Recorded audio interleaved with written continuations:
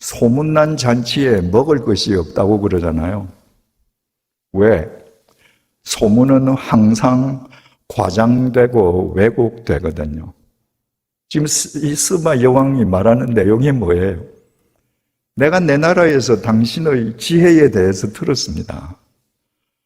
근데 설마 했는데 내가 와서 당신을 직접 만나보니까 내가 들은 소문보다 당신의 지혜가 훨씬 더 큽니다. 소문난 솔로몬의 지혜의 잔치에 먹을 것이 없는 것이 아니라 소문보다 더 지혜로 가득 차 있었습니다. 열왕기상 10장 23절에서 25절입니다. 솔로몬 왕의 재산과 지혜가 세상의 그 어느 왕보다 큰지라 온 세상 사람들이 다 하나님께서 솔로몬의 마음에 주신 지혜를 들으며 그의 얼굴을 보기 위하여 그들이 각기 예물을 가지고 왔으니 곧 은그릇과 금그릇과 의복과 갑옷과 향품과 말과 노새라 해마다 그리하였더라. 인근 모든 나라의 왕들이 솔로몬이라고 하는 저 왕이 가진 지혜는 사람의 지혜가 아니고 위에서 하나님이 주신 지혜라는 것을 알았습니다. 그래서 그 지혜를 가서 직접 한번 확인하고 들어보자. 그래서 해마다 주위 왕들이 예물을 들고 와서 솔로몬과 담화를 나누고 그 지혜를 얻고 탐복하고 돌아갔습니다. 하나님을 존중히 여기는 솔로몬에게 하나님께서 그를 존중히 여겨서 지혜를 주셨을 때 누구도 흉내낼 수 없는 지혜의 왕이 되었습니다. 그러면 그의 부귀영화는 어느 정도였는가? 열왕기상 4장 20절입니다. 유다와 이스라엘의 인구가 바닷가의 모래같이 많게 되매 먹고 마시며 즐거워하였으며. 여러분, 요즘 우리나라 인구 급감으로 대한민국의 미래가 심히 걱정되고 있지 않습니까? 인구는 국력의 원천입니다. 인구가 많아야 생산이 향상되고 또 국력이 강화됩니다. 솔로몬이 왕이 되고 나서 그 인구가 바닷가의 모래처럼 많게 되었습니다. 그런데 갑작스럽게 인구가 많아졌다고 해서 그들이 먹을 것이 없어서 다 핍절하게 산 것이 아닙니다. 그들이 먹고 마시며 즐거워하였습니다. 태평성세를 이룬 것입니다. 21절입니다. 솔로몬이 그 강에서부터 블레셋 사람의 땅에 이르기까지와 애굽 지경에 미치기까지의 모든 나라를 다스림으로 솔로몬이 사는 동안에 그 나라들이 조공을 바쳐 섬겼더라. 솔로몬의 통치는 북동쪽으로는 메소포타미아 강, 서쪽으로는 지중해 블레셋, 남쪽으로는 나일강 에집트에까지 미쳤습니다. 그 광활한 영토 속에 있는 모든 나라들은 솔로몬에게 조공을 바쳤습니다. 그러니까 해를 거듭할수록 솔로몬의 국부는 커져갔습니다. 열왕기상 4장 22절에서 23절입니다.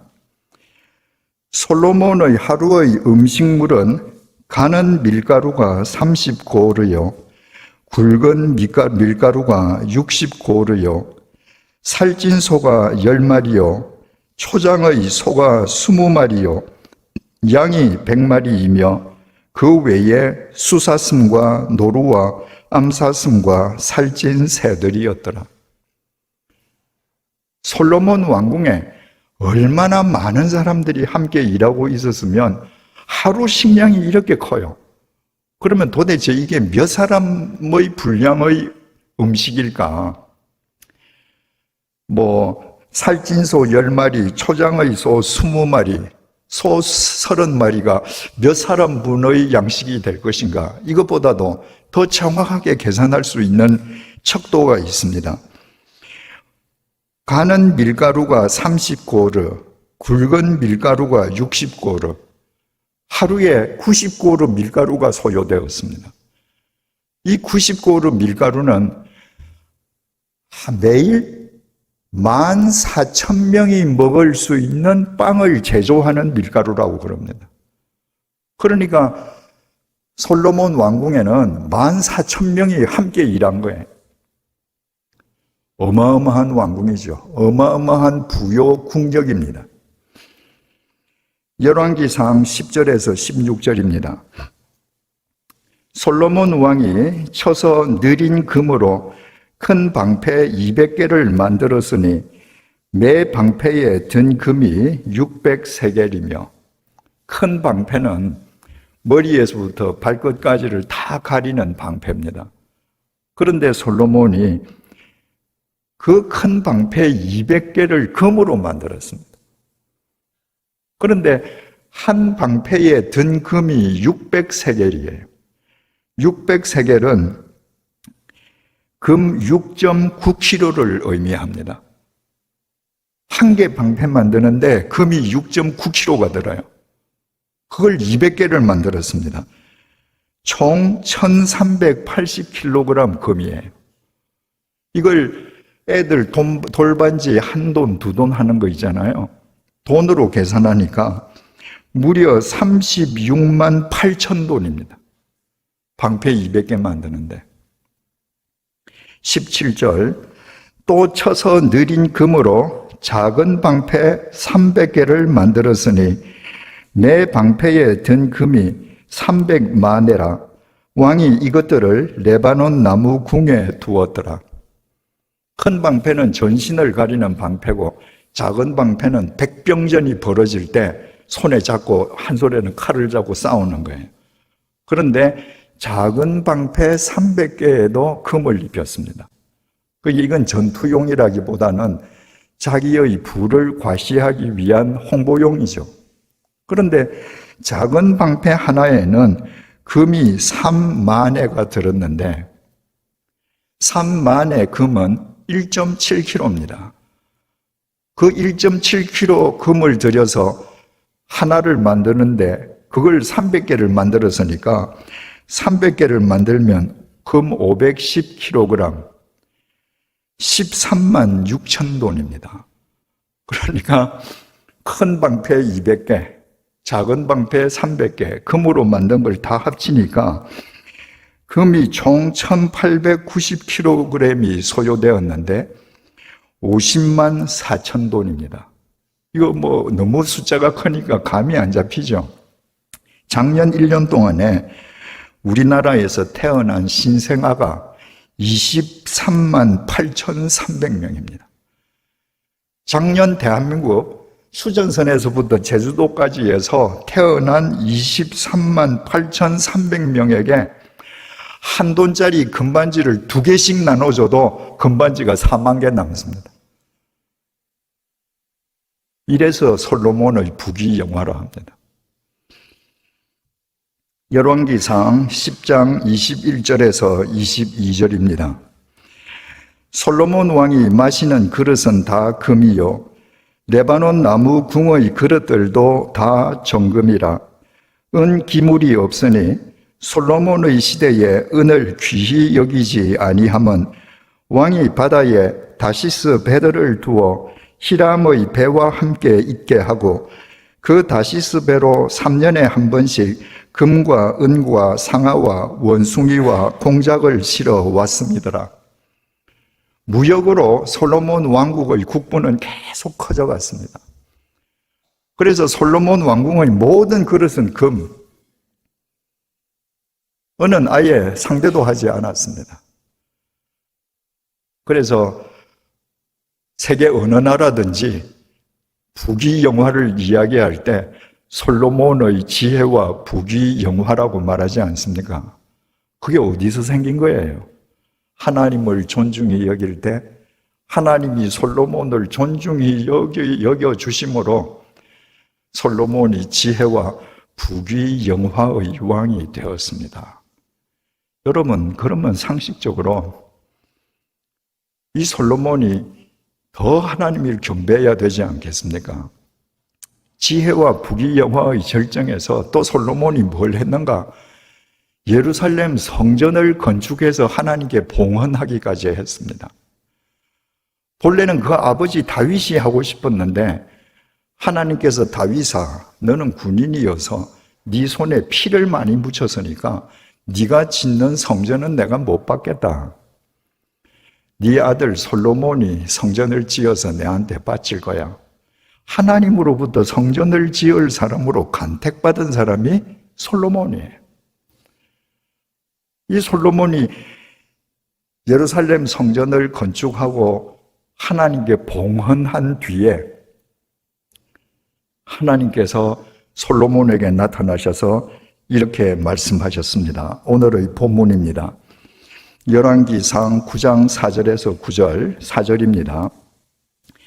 내가 만일 내 아버지 다윗이 행함같이 마음을 온전히 하고 바르게 하여 내 앞에 행하며 내가 네게 명령한 대로 온갖 일에 순종하여 내 법도와 율례를 지키면 네 아비 다윗처럼 온전히 행하고 모든 법도와 율례를 계속 지키면 무슨 말이에요? 네가 앞으로도 지금처럼 나를 존중히 여기는 삶을 지속적으로 살아가면 이 말씀이에요. 5절 내가 내 아버지 다윗에게 말하기를 이스라엘의 왕위 위에 오를 사람이 내게서 끊어지지 아니하리라 한 대로 내 이스라엘의 왕위를 영원히 견고하게 하리라 하시니라. 네가 나를 존중히 여기는 삶을 중단하지 않고 계속하면 네 왕위가 영원히 끊어지지 않도록 나도 계속 너를 존중히 여겨줄게. 7절 6절 만일 너희나 너희의 자손이 아주 돌아서서 나를 따르지 아니하며 내가 너희 앞에 둔 나의 계명과 법도를 지키지 아니하고 가서 다른 신을 섬겨 그것을 경배하면 행여라도 너희들이 나를 멸시하면 7절 내가 이스라엘을 내가 그들에게 준 땅에서 끊어버릴 것이요 내 이름을 위하여 내가 거룩하게 구별한 이 성전이라도 내 앞에서 던져버리리니 이스라엘은 모든 민족 가운데에서 속담거리와 이야기거리가 될 것이며 네가 행여라도 나를 멸시하면 나도 너를 경멸할 거야. 네가 지금 이렇게 예루살렘 성전을 멋지게 지어서 내게 봉헌했다 할지라도 네가 나를 멸시하면 내 이 성전 던져버릴 거야. 그래서 너는 세상 사람들 사이에서 우스갯거리가 될 거야. 8절에서 9절 이 성전이 높을지라도 지나가는 자마다 놀리며 비웃어 이르되 여호와께서 무슨 까닭으로 이 땅과 이 성전에 이같이 행하셨는고 하면 대답하기를 그들이 그들의 조상들을 애굽 땅에서 인도하여 내신 그들의 하나님 여호와를 버리고 다른 신을 따라가서 그를 경배하여 섬김으로 여호와께서 이 모든 재앙을 그들에게 내리심이라 하리라 하셨더라. 내가 예루살렘 성전을 던져버려서 박살이 나고 나면 지나가는 사람들이 보면서 다 의아해하며 아니 왜 사람들이 그렇게 지성으로 봉헌한 예루살렘 성전을 하나님께서 이렇게 박살을 내셨는가 하고 물으면 애굽에서 그들을 인도하여 내신 이스라엘 백성들이 하나님을 멸시했기 때문에 하나님께서 그들을 경멸하신 까닭이라고 대답하라. 이 말씀입니다. 그러니까 이게 무슨 뜻이에요? 지혜와 부귀영화의 절정에 지금 처해 있는 솔로몬에게 너는 어떤 경우에도 영적으로 타락하지 마라. 지금 삶을 지속하라는 하나님의 부탁의 말씀인 것이죠. 그런데 이 인생의 절정에서 솔로몬이 하나님을 등집니다. 하나님을 멸시합니다. 솔로몬이 어떻게 하나님을 멸시했는가? 열왕기상 11장에 잘 기록이 되어 있습니다. 열왕기상 11장 1절에서 2절입니다. 솔로몬 왕이 바로의 딸 외에 이방의 많은 여인을 사랑하였으니 곧 모압과 암몬과 에돔과 시돈과 헷 여인이라. 여호와께서 일찍이 이 여러 백성에 대하여 이스라엘 자손에게 말씀하시기를 너희는 그들과 서로 통혼하지 말며 그들도 너희와 서로 통혼하게 하지 말라. 그들이 반드시 너희의 마음을 돌려 그들의 신들을 따르게 하리라 하였으니 하였으나 솔로몬이 그들을 사랑하였더라. 하나님께서는 이방 여인을 사랑하지 말라고 음금하셨습니다. 여기에도 많은 교우님들이 앉아 계십니다만은 주로 남자가 여자의 신앙을 따라갑니다. 여자가 남자의 신앙을 따르는 경우는 극히 드뭅니다. 하나님께서 이방 여인을 사랑하지 말라고 하신 것이 이방 여인을 사랑해서 영혼도 마음도 뺏겨버리면 하나님을 사랑하는 믿음을 상실한다는 거예요. 그런데 하나님을 존중히 여기는 것은 하나님의 말씀을 존중히 여기는 것이고 하나님을 멸시하는 것은 하나님의 말씀을 멸시하는 것이라고 했는데 솔로몬이 하나님의 말씀을 멸시했습니다. 하나님의 말씀을 멸시하고 이방 여인들을 사랑했습니다. 3절입니다. 왕은 후궁이 700명이요 첩이 300명이라 그 여인들이 왕의 마음을 돌아서게 하였더라. 솔로몬 왕은 후궁이 700명, 첩이 300명, 도합 1000명의 여자를 거느렸는데요. 창세기부터 요한계시록에 이르기까지 솔로몬처럼 여색에 빠져 산 인간은 솔로몬이 유일합니다. 이렇게 1000명의 여자들에게 빠져 살면 그 영혼이 남아납니까? 하나님을 존중히 여기던 그 신앙심이 홀이라도 남겠습니까? 4절부터 5절 솔로몬의 나이가 많을 때에 그 여인들이 그의 마음을 돌려 다른 신들을 따르게 하였으므로 왕의 마음이 그의 아버지 다윗의 마음과 같지 아니하여 그의 하나님 여호와 앞에 온전하지 못하였으니 시돈 사람의 여신 아스다롯을 따르고 암몬 사람의 가정한 밀곰을 따름이니라. 하나님의 말씀을 멸시하면서 솔로몬이 늙어버렸습니다. 본능만 남는 거죠. 그러니까 이방 여인들, 후궁들이 가지고 온 그 이방신 우상을 그 후궁들 따라서 믿는 겁니다. 7절에서 8절입니다. 모압의 가정한 그모스를 위하여 예루살렘 앞 산에 산당을 지었고 또 암몬 자손의 가정한 몰록을 위하여 그와 같이 하였으며 몰록의 산당도 지어줬다는 거죠. 그가 또 그 이방 여인들을 위하여 다 그와 같이 한지라 그들이 자기들의 신들에게 분향하며 제사하였더라. 여러분, 예루살렘은 어떤 도시입니까? 솔로몬이 하나님의 간택을 받고 심혈을 기울여서 예루살렘 성전을 지은 도시입니다. 그래서 우리가 성도, 거룩한 도시라고 부르지 않습니까? 자기가 예루살렘 성전을 지은 그 성도 앞산에 자기 후궁들이 섬기는 신들을 위한 신당들을 지어줬습니다. 예루살렘 성전이 있는데 그 성전 맞은편 산은 이방 신들의 집합소가 되었습니다. 하나님을 멸시해도 이보다 더 멸시할 수 있겠습니까?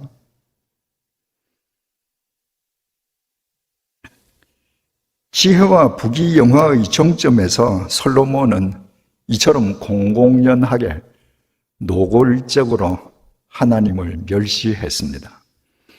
열왕기상 11장 9절입니다. 솔로몬이 마음을 돌려 이스라엘의 하나님 여호와를 떠남으로 여호와께서 그에게 진노하시니라. 당연하죠.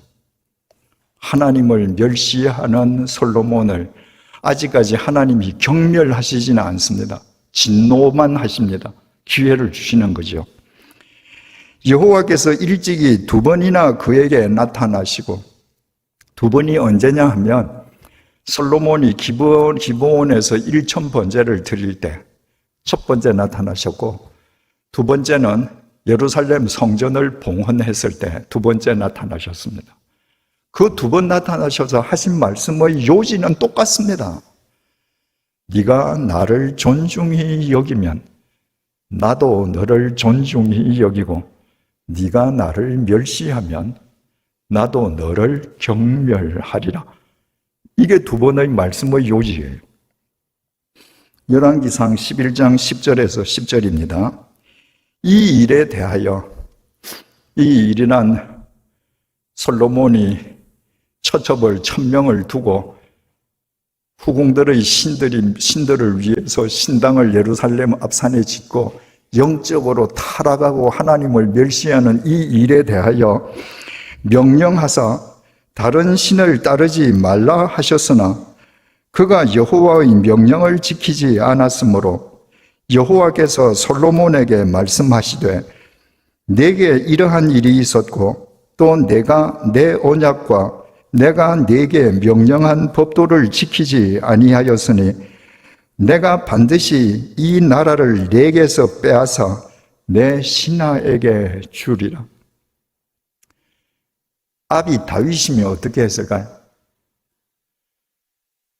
마음속으로 하나님을 죽이고 본능을 따라서 하고 싶은 죄 다 지었습니다. 그런데 하나님의 말씀이 임해서 자기 죄를 깨달았습니다. 그러면 아비 다윗은 통렬하게 회개하는 마음으로 하나님께 두 손 들고 굴복했을 겁니다. 그 아비는 그랬는데 그 아들 솔로몬은 하나님께서 최고의 통첩을 보내십니다. 네가 지금 나를 멸시하지? 그러면 네 나라를 빼앗아서 내가 너를 경멸할 거야 라고 말씀하셨음에도 불구하고 하나님의 말씀을 등졌습니다.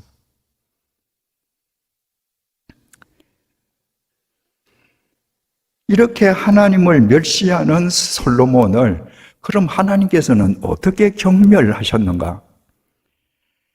열왕기상 11장 23절에서 24절입니다. 열왕기상 11장 14절입니다. 여호와께서 에돔 사람 하닷을 일으켜 솔로몬의 대적이 되게 하시니 그는 왕의 자손으로서 에돔에 거하였더라.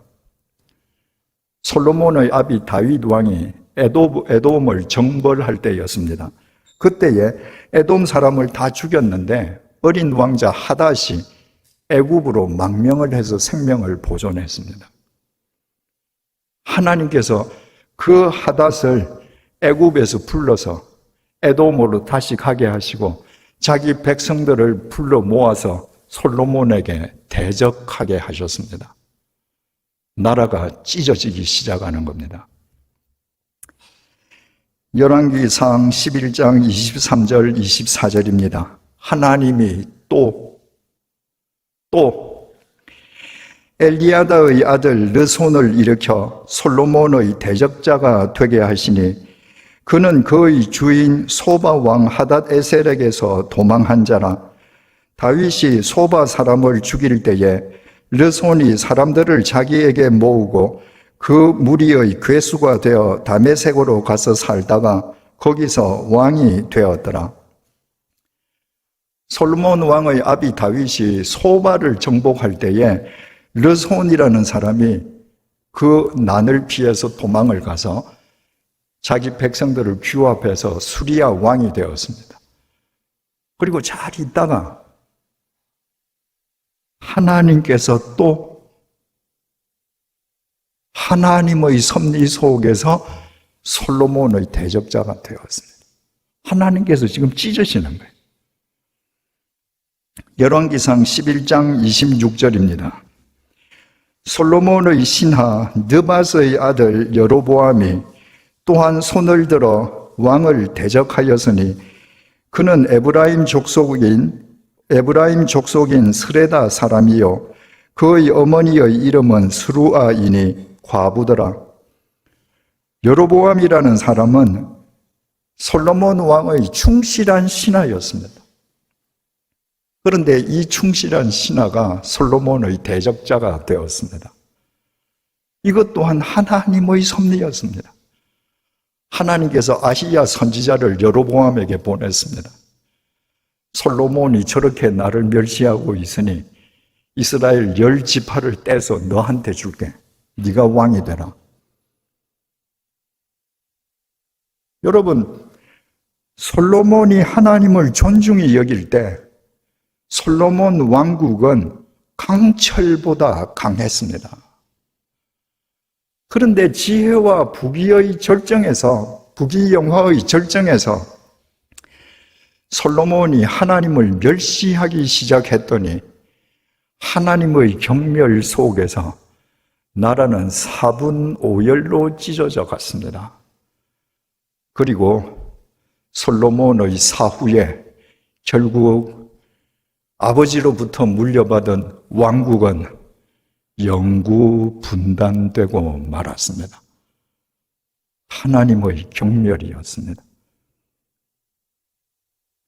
나를 존중히 여기는 자를 내가 존중히 여기고 나를 멸시하는 자를 내가 경멸하리라. 솔로몬 한 사람의 인생에서 이 말씀이 긍정적으로도 이루어졌고 부정적으로도 이루어졌습니다. 솔로몬은 다윗 왕의 10번째 아들입니다. 그러니까 아버지가 죽는다고 당연하게 아버지의 왕위를 이어받을 수 있는 권리를 가진 아들이 아닙니다. 그런데 하나님의 섭리에 의해서 그 10번째 아들이 왕이 된 겁니다. 솔로몬은 그 사실을 알았습니다. 그래서 왕위에 오른 뒤에 겸손하게 1000번제를 드리고 백지수표를 내미시는 하나님께 당신의 백성을 바르게 재판할 수 있는 지혜를 달라고 하나님을 존중히 여겨드렸습니다. 그랬더니 하나님께서도 그를 존중히 여기셔서 지혜와 부귀 영화의 왕이 되게 해주셨습니다. 나를 존중히 여기는 자를 내가 존중히 여기리라. 이 말씀이 이루어진 거죠. 그런데 그 인생 절정에서 하나님을 멸시하기 시작했습니다. 그래서 그의 왕국은 찢어지다가 그의 사후에 영구 분단되는 단초를 제공하고 말았습니다. 아버지로부터 물려받은 통일 왕국을 자기 때문에 영구 분단시킨다. 그런 불효자가 있습니까? 나를 멸시하는 자를 내가 경멸하리라. 이 말씀도 이루어졌습니다. 솔로몬 한 사람 인생 속에서 이루어진 것입니다. 솔로몬의 인생 마지막 행적을 보건대 솔로몬이 만약에 늙음하게 전도서를 기록하지 않았더라면 솔로몬은 하나님의 구원에서 제외되었을 것이라고 속단한다 한들 과언이 아닐 것입니다. 여러분, 여기에서 우리는 대단히 중요한 교훈을 얻게 됩니다. 사람들은 배고픔, 가난 속에서 하나님을 멸시하지 않습니다.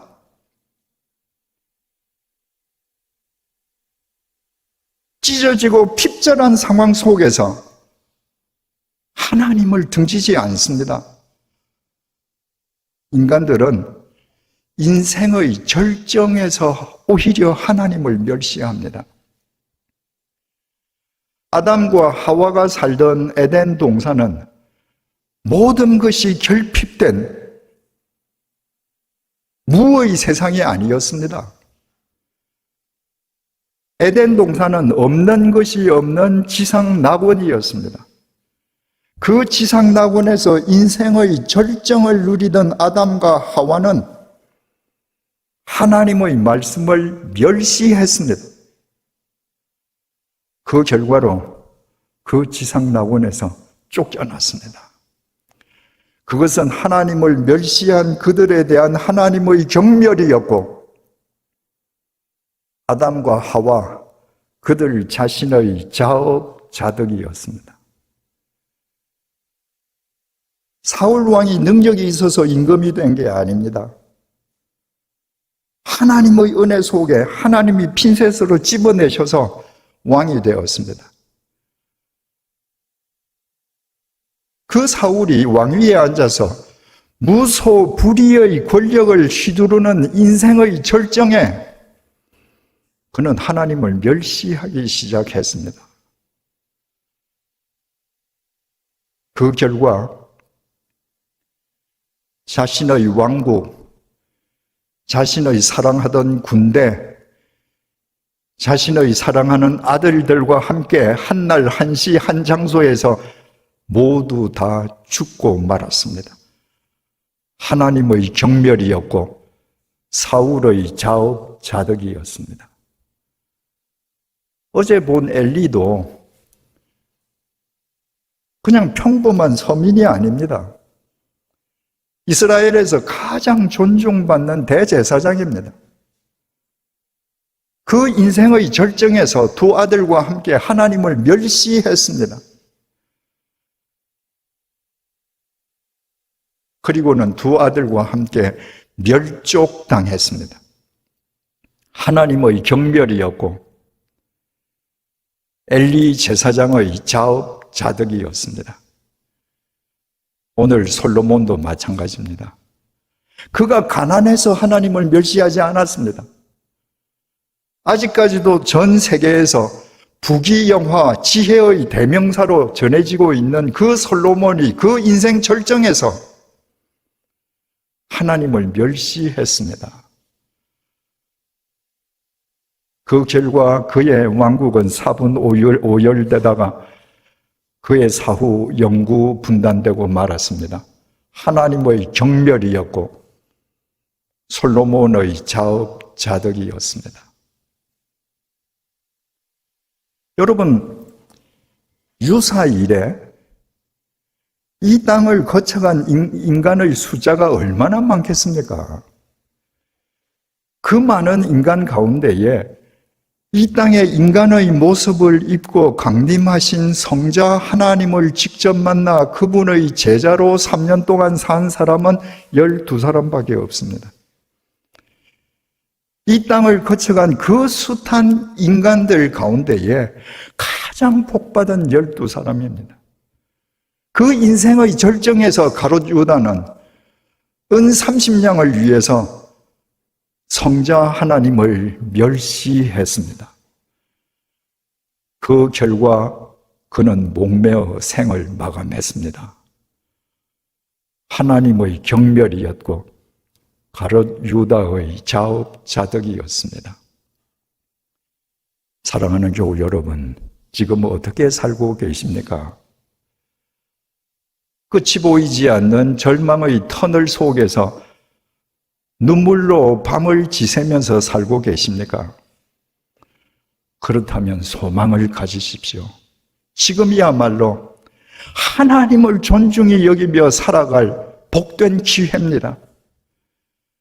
내가 눈물을 흘리면서도 말씀을 쫓고 말씀의 씨를 뿌리며 하나님을 존중하는 한 하나님께서 당신께서 작정하신 때에 반드시 여러분들의 삶을 존귀하고 견고하게 세워주실 것입니다.